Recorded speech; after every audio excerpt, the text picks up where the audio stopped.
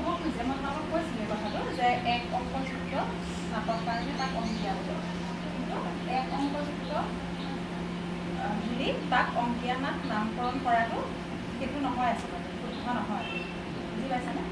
শংকৰদেৱ আৰু মাধৱদেৱে যিখিনি ৰচনা নাটকৰ নাটক সম্পৰ্কীয় সেই নাটকখিনি কি কৈছে, এটা নামকৰণৰ জৰিয়তে কি কৰিছে, শংকৰদেৱ আৰু মাধৱদেৱৰ নাটকখিনিক এক বিশেষ মৰ্যাদা দিয়া হৈছে। বুজি পাইছেনে?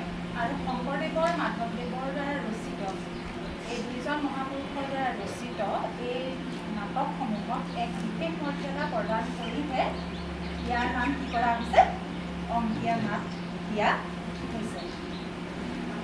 বুজি পালানে? কোনোবাই যদি সোধে যে অংকীয়া নাটক কিহৰ নামকৰণ কৰা হৈছে, তেতিয়া আমি ক'ব লাগিব যে শ্ৰীমন্ত শংকৰদেৱ আৰু মাধৱদেৱৰ দ্বাৰা এই দুজন মহাপুৰুষৰ দ্বাৰা ৰচিত নাটসমূহক বিশেষ মৰ্যাদা প্ৰদান কৰি এই নাটকসমূহক অংকীয়া নাট নামকৰণ কৰা হৈছে।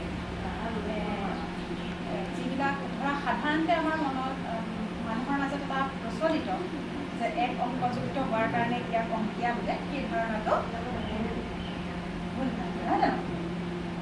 এতিয়া ক'ব পাৰিম আমি সকলোৱে, হয়নে? এতিয়া অংকীয়া নাটৰ কথাটো গ'ল, তাৰপিছত মই কৈছিলোঁ সেইদিনাখন অংকীয়া নাট